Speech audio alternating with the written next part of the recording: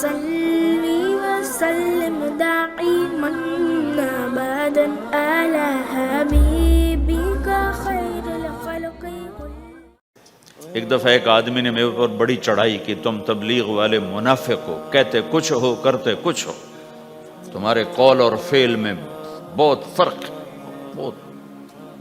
جب ان کا غصہ اتر گیا تو میں نے ان سے کہا بھائی 100 نمبر تو اللہ نے بھی نہیں مانگے، آپ کیوں مانگتے ہو؟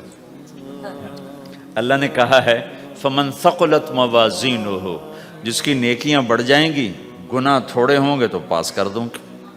تو 100 نمبر تو اللہ نے بھی نہیں کہا کہ ایک گناہ تیرے کھاتے میں نہیں ہونا چاہیے، 100/100 نمبر لے گا تو جنت دوں گا، نہیں تو ریپٹ مار کے جہنم میں ڈالوں گا۔ تو 100 نمبر تو اللہ بھی نہیں مانگتا، اسے پتہ ہے میرا بندہ کمزور ہے، کبھی گناہ کرے گا کبھی نیکی کرے گا۔ تو وہ کہتا ہے جس کے پاس 51 نیکیاں ہوئیں اور 50 گناہ ہوئے تولوں گا تو 51 جھک جائیں گے نا، 50 معاف۔ مثال دے رہا ہوں میں، ہمارے علاقے میں ایک زمیندار تھے، وہ ذکر بھی بہت کرتے تھے، گالیاں بھی بہت دیتے، ادھر سبحان اللہ تیرے فلانے، الحمدللہ کے ساتھ ایک پھکڑ تولتے تھے، ساری زندگی وہ ایسا ہی کرتے رہے۔ جب وہ فوت ہو گئے تو کسی نے ان کو دیکھا تو انہوں نے پوچھا کہ میاں صاحب آپ کے ساتھ کیا ہوا، آپ تو گالیاں بہت دیتے تھے۔ خود انہیں یہ پوچھ رہے آپ تو گالیاں بہت دیتے تھے، تو آپ کے ساتھ کیا ہوا؟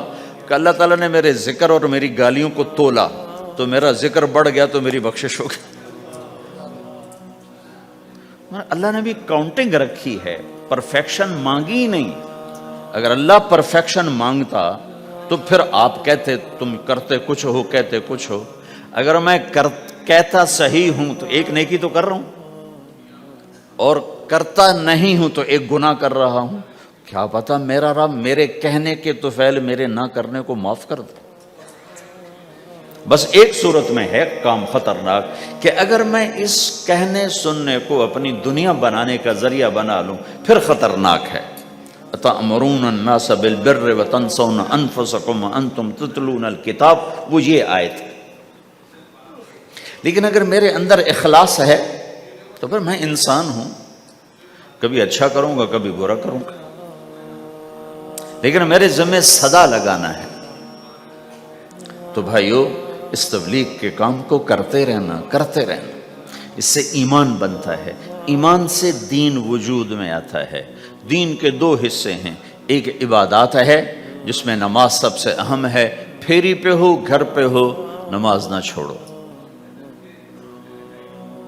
رمضان کے روزے ہیں، اللہ پھر رزق زیادہ دے دے، حج کرو، زکوٰۃ دو، لیکن عبادات بڑی محدود ہیں اور اس میں کثرت اللہ نے مطالبہ بھی نہیں کیا، بلکہ اللہ تعالیٰ نے اس میں اعتدال ہی کو پسند فرمایا ہے۔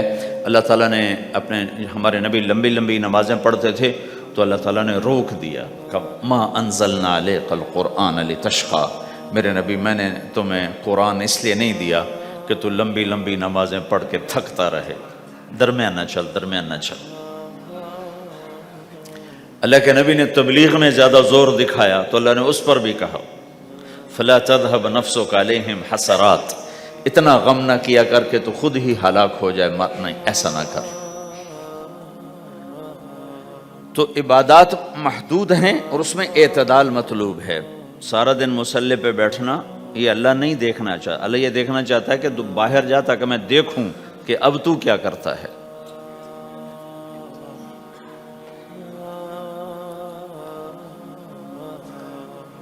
دوسرا حصہ اس کا اخلاقیات ہیں، آپس کی معاشرت ہے۔ دین جو اثر انداز ہوتا ہے وہ معاشرت سے اثر انداز ہوتا ہے، عبادت سے نہیں، عبادات سے نہیں۔ عبادت تو مسجد کے اندر ہے یا مصلی پر گھر کے اندر ہے، روزہ اندر کی چیز ہے، حج بیت اللہ میں ہے، زکوٰۃ مسلمان کو دی جاتی ہے۔ تو دنیا میں دین پھیلنے کے لیے اور اپنوں کو دین کے قریب کرنے کے لیے جو سب سے بڑا عمل ہے وہ بھائیو اچھے اخلاق ہے۔ یہ دوسرا حصہ میں آج بیان کرنا چاہتا ہوں۔ اللہ کے نبی نے فرمایا ایو عرى الاسلام اوثق، مجھے بتاؤ اسلام کا سب سے مضبوط عمل کیا ہے؟ تو صحابہ نے کہا الجہاد، یا رسول اللہ جہاد۔ اسلام کا سب سے مضبوط عمل کیا ہے؟ صحابہ نے کہا جہاد۔ تو آپ نے کہا وحسن وما هو به، ہاں جہاد بہت اچھا عمل ہے لیکن سب سے بڑا عمل نہیں ہے، سب سے مضبوط عمل نہیں ہے۔ انہوں نے کہا جی الصلاۃ، نماز۔ تو ہم نے کہا ہاں وحسنۃ وما ہی بہا، نماز بھی بہت اچھی چیز ہے لیکن وہ نہیں جو میں پوچھ رہا ہوں، سب سے اعلیٰ، سب سے اوپر، سب سے مضبوط نہیں۔ تو انہوں نے کہا جی الحج، حج۔ تو آپ نے کہا حج بھی بہت اچھا عمل ہے لیکن وہ نہیں جو میں نے پوچھا ہے۔ پھر صحابہ نے کہا جی روزہ، آپ کا روزہ بھی بہت اچھا ہے لیکن وہ نہیں جو میں نے پوچھا ہے۔ تو پھر صحابہ نے کہا یا رسول اللہ پھر آپ ہی بتائیں، ہمیں تو نہیں پتا۔ تو ہمارے نبی عبادات سے اوپر لا رہے ہیں، اپنے ساتھیوں کو عبادات پہ قائم کر دیا۔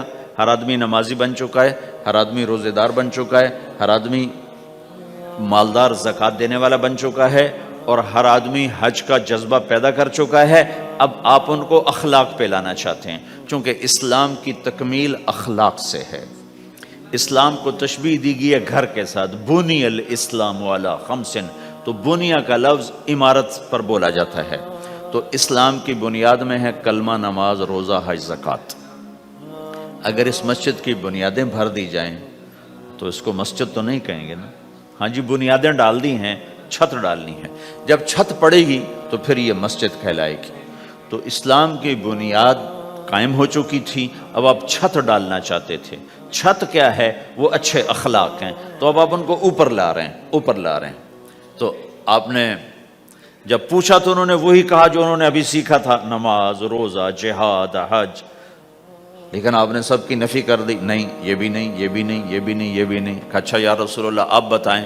تو آپ نے فرمایا ان اوثق عر الاسلام الحب للہ والبغض للہ، اسلام کا سب سے مضبوط عمل وہ آپس میں اللہ کے لیے محبت کرنا ہے۔ اسلام کا سب سے مضبوط عمل وہ آپس میں اللہ کے لیے محبت کرنا ہے۔ اسلام کا سب سے مضبوط عمل وہ محبت ہے، اللہ کے لیے بغض ہے، اللہ کے لیے محبت ہے، یہ اسلام کا سب سے مضبوط عمل ہے۔ تو بھائیو، یہ چھوٹا سا معاشرہ اسلامی بن جائے، اس کے لیے بنیاد میں نے پہلے بتا دی، اب چھت بتا رہا ہوں، وہ ہیں اچھے اخلاق۔ اللہ تعالیٰ نے جب ہمارے نبی نے نماز لمبی پڑھی تو اللہ نے کہا درمیانی پڑھو، میں نے ابھی بتایا۔ تبلیغ میں دکھ زیادہ جھیلا تو اللہ نے کہا درمیانہ چلو۔ لیکن جب اللہ کے نبی نے اخلاق بلند کیے، اخلاق، تو اس پر بھی اللہ تعالیٰ فرماتا میرے نبی ذرا اتنا نرم نہ ہو، تھوڑا سا سختی دکھا، آنکھیں دکھا، تھوڑا شونشاں کر ہیں۔ تو میرے رب نے کیا کہا؟ واہ، میرے رب نے آپ کے اخلاق کی جیسی تعریف کی ہے، آپ کے کسی عمل کی ایسی تعریف نہیں کی۔ نماز کو کہا معتدل، اعتدال، دعوت کو کہا اعتدال، اور اخلاق کو کیا کہا؟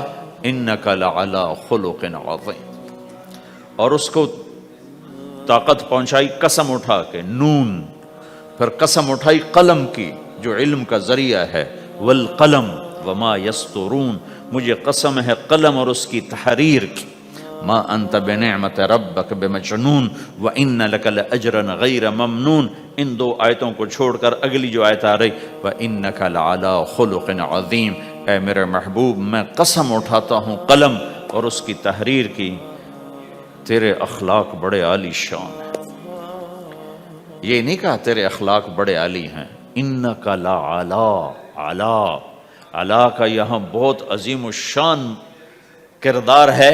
علا یہ بتا رہا ہے کہ اے میرے نبی، جتنے اخلاق تصور کیے جا سکتے ہیں وہ سب تیرے تابع ہو چکے ہیں، اور تو ان پہ سوار ہو چکا ہے، تو ان پہ چھا چکا ہے۔ علا چھا جانے کے لیے ہوتا ہے کہ تمام اخلاق تیرے غلام ہو چکے ہیں۔ ایک دفعہ آپ نے فرمایا اچھے اخلاق 360 قسم ہیں، 360 قسم، 360 صفات کا مجموعہ اچھے اخلاق۔ کوئی ایک صفت کسی کو مل گئی تو جنت میں چلا جائے گا۔ تو ابو بکر رضی اللہ عنہ سامنے بیٹھے تھے، کہنے کہ یا رسول اللہ افی منہا شیء، ان 360 میں کوئی میرے اندر بھی کچھ ہے؟ تو آپ نے کہا تیرے اندر سارے کا سارا، کوئی کمی کوئی نہیں، پورے۔ یہ آپ نے اور کسی کو نہیں کہا، صرف آپ نے یہ ابو بکر سے فرمایا کہ ابو بکر تیرے اندر پورے اخلاق 360۔ تو بھائیو، آپس کی محبت اور اچھے اخلاق یہ اسلام کا سب سے چوٹی کا سبق، سب سے اعلیٰ درجے کا سبق۔